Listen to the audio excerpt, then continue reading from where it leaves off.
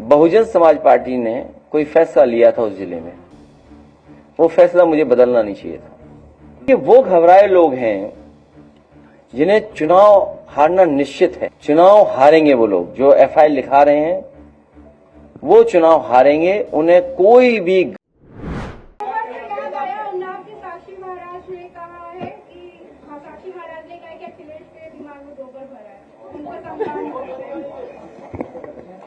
साक्षी जी जब मिलेंगे हम उन्हें प्रणाम भी करेंगे और हम पूछेंगे जरूर उनसे।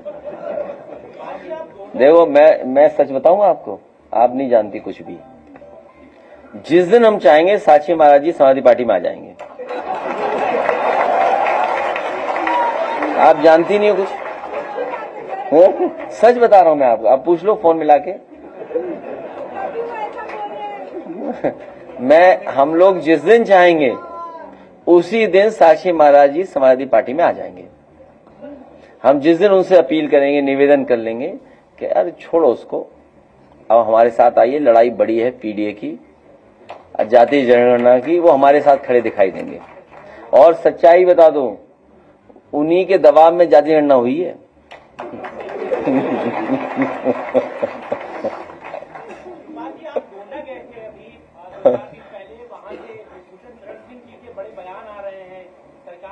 और वो कहते हैं विधायक माने मौजूदा वक्त में कुछ नहीं था,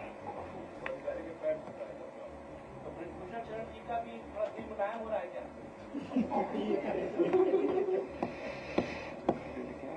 ऐसा नहीं, देखिए ऐसा है, चाचा के संबंध सबसे अच्छे हैं। और कोई बात बताओ।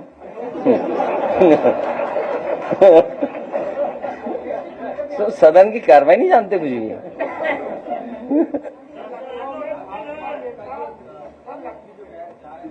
सॉरी नहीं, देखिए उस पे देखिए आज तक अखबार और टीवी, आज तक है, कौन सा है? आज तक है। देखिए आज तक को ज्यादा उलझाना नहीं चाहिए। आपने भी हमारा कहना माना।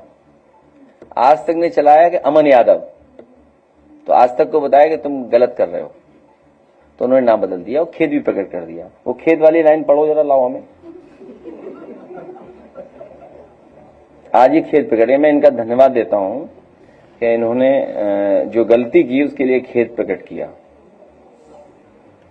खेद प्रकट किया था शायद आपने, हाँ कर दिया। वो लाइन है खेद वाली लाइन नहीं मेरे पास है, नहीं। हाँ ये रही खेद वाली लाइन। तो आज तक ने गलत नाम डाल दिया था, अमन यादव की जगह अमन यादव डाल दिया था।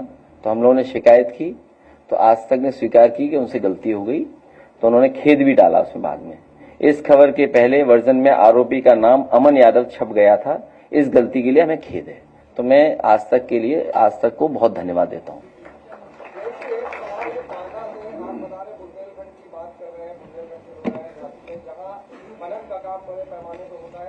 सवाल ये है कि यमुना नदी का जो जलस्तर है वो बढ़ता जा रहा है और उसके करीब के जो गांव है वो धीरे धीरे पलायन करने में मजबूर है। ब्लीचिंग का काम वहाँ शुरू किया था, लेकिन उससे पूरा भ्रष्टाचार दिखा और वो वापस पानी वहाँ आ रहा है। कैसे देख रहे हैं आप? बहुत गलत बोल रहे हैं। आदरणीय योगी मुख्यमंत्री जी बहुत ही ईमानदार हैं। आप सब बात गलत बोल रहे हैं। ये खनन में चोरी नहीं हो सकती। कल किसान राजधानी लखनऊ में प्रदर्शन कर रहे थे, उस समय उन्होंने कहा कि योगी जी झूठ बोलते हैं। नहीं ये मत बोलो। गन्ना किसानों तमाम बड़े वादे की वीडियो पर दिखाई। नहीं ये गलत बोल रहे हैं आप। हमारे मुख्यमंत्री योगी जी सच के अलावा कुछ नहीं बोलते। गन्ना किसानों को मूल्य नहीं मिला, सच के अलावा कुछ नहीं बोलते। जाने वाले की तारीफ करते रहो, जाने वाले हैं।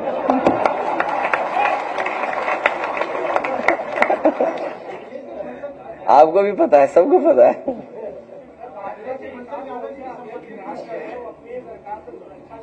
हैं?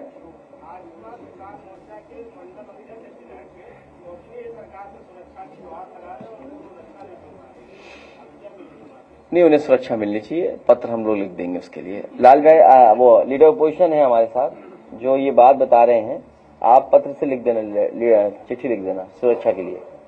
आप उनकी जानकारी देना, ये चिट्ठी लिख देंगे। बीजेपी के कोई किसान नेता, उन्हें धमकी मिल रही है। तो आप चिट्ठी लिख देना सुरक्षा के लिए। क्या खड़गे जी ने आरोप लगाया है कि अगर पीएम के पास इनपुट था तो उन्होंने वो इनपुट आर्म फोर्सेस के मैं जवाब दे चुका हूं। अभी आपके साथी ने सवाल पूछा था, मैं जवाब दे चुका हूं। देखिए, एक मिनट जाओ, मैं किसी पॉलिटिकल पार्टी लीडर के लिए कुछ नहीं कह सकता, वो मेरा विषय नहीं है। क्योंकि आप लगातार सवाल पूछे, हमें डर भी लगता है चैनल वाले किसका कैसे इस्तेमाल करें। सच्चाई तो ये है, सच्चाई ये है, किसी भी पॉलिटिकल उसमें जब ऑल पार्टी मीटिंग हो गई और आपने सरकार को कहा है कि ठोस कदम उठाएं, तो ये बातें उस समय भी आई हुई या फिर एक बार और फिर ऑल पार्टी मीटिंग हो जाए। क्योंकि जब देश में मॉक ड्रिल हो रही है, वॉर के लिए मॉक ड्रिल हो रही है, तो ये विषय उठना बिल्कुल बंद होना चाहिए। अब मेरी लड़ाई करा दोगे आप? तो जब हम कह रहे हैं कि वहां सब सुझाव दिए जा चुके हैं, तो एक बार फिर ऑल पार्टी मीटिंग बुला ली जाए, तो बातें उस समय भी रख दी जाएंगी। Leader of opposition Lal Bihari ji ने वाराणसी में कमेंट किया था, बीजेपी अभी उन्हीं के कमेंट को लेकर उनको टारगेट कर रही है। उन्होंने भी पहलगाम की बात की थी। क्या बीजेपी कर रही? तुम्हें नहीं पता दिल क्या कहता है तुम्हारा? दिल में इनकी भी वही बात है जो लाल बिहारी जी कह रहे हैं। नहीं हो तो अब हम पे कोई मशीन ही नहीं है।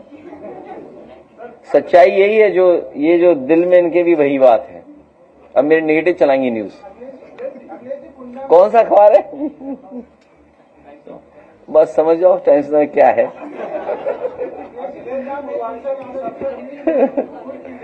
देखिए, अभी ये विषय नहीं उठाने चाहिए। देखिए, आपको भी गाइडलाइन आ गई है होम मिनिस्ट्री की। मैं अपने पत्रकार साथी से कहूंगा, ये कौन सा चैनल बताया था आपने? टाइम्स नाउ भाई, ऐसा करो, गाइडलाइन हमने तो पढ़ी नहीं, तुम पढ़ लो और पढ़ करके सवाल मत पूछिए आप कि जब गाइडलाइन आ गई है होम मिनिस्ट्री की तो आपको ये सवाल नहीं करना चाहिए। मैं होम मिनिस्ट्री के अधिकारियों से कहूंगा कि ऐसे पत्रकार साथियों के खिलाफ कार्रवाई करें, एफआईआर लिखाएं इनके खिलाफ।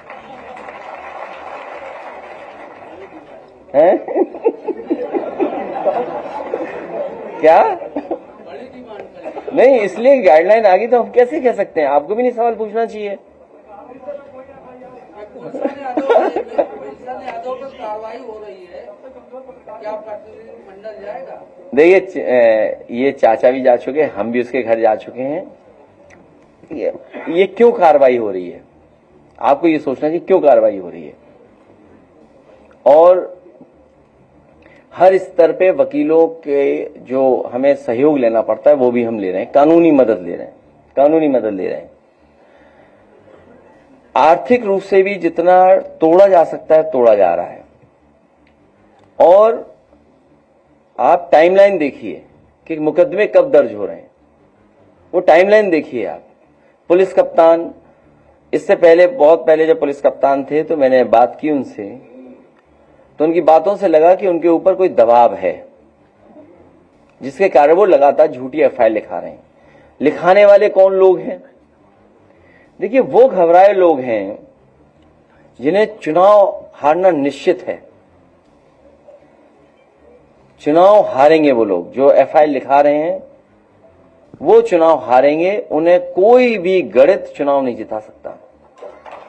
और मैं आपको याद दिला दूं, वो बातें याद नहीं दिलानी चाहिए। बहुजन समाज पार्टी ने कोई फैसला लिया था उस जिले में, वो फैसला मुझे बदलना नहीं चाहिए था।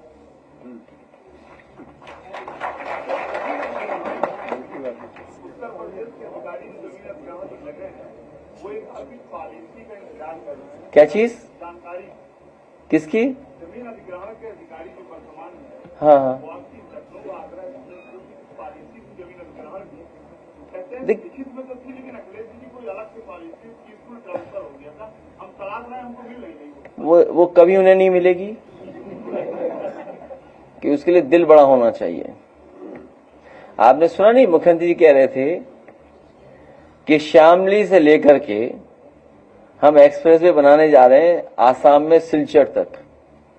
अब उन्होंने भारत का नक्शा ही नहीं देखा। कुछ देर बाद यूपी खत्म हो जाता है, बिहार और दूसरे स्टेट्स, झारखंड हो सकता है बीच में पड़े, और फिर पड़े जाके कलकत्ता, फिर वहां आगे पड़े जाकर के। तो सोचिए उत्तर प्रदेश के मुख्यमंत्री ये ऐलान कर रहे हैं कि हम एक्सप्रेसवे बनाएंगे दूसरे प्रदेश में, अपने प्रदेश में तो बना नहीं रहे। मैं समझता हूं मैंने पत्रकार साथियों का बहुत समय ले लिया है। तुम्हारा ही मन नहीं जाने का है? पहलगाम में जो लोग मारे गए, आप लगातार 10 करोड़ रुपए की मांग कर रहे थे उनके मृतक परिजनों के लिए, और वो लोग शहीद दर्जे की मांग कर रहे हैं। ये सबसे पहले हम ही लोगों ने कहा कि देखिए जो शहीद हुए हैं पहलगांव में, उन सभी परिवारों की मदद होनी चाहिए, शहीद घोषित होने चाहिए और सरकार को 10 करोड़ से उनकी मदद करनी चाहिए।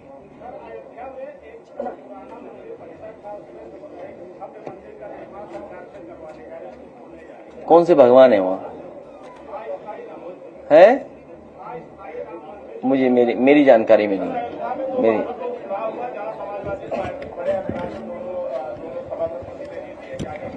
अभी कुछ नहीं।